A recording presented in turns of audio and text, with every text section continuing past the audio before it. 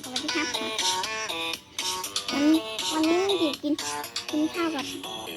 ปลาไข่เจียวนะครับเลี้ยงกลางเยอะก็เลยอาจจะเอามาปั่นให้แมวครับมีข้าวติดมาด้วยเนี่ยเครื่องปั่นอยู่นี่ครับ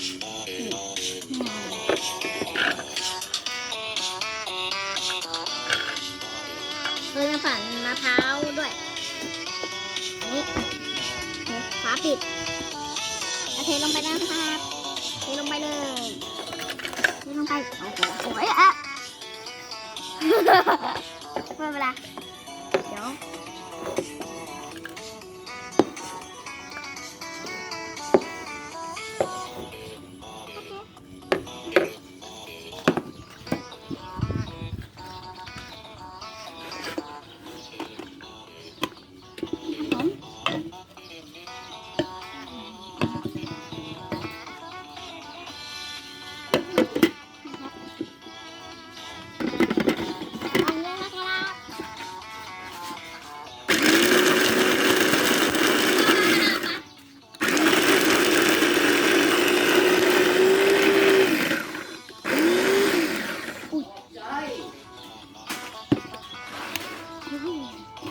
โอ้ย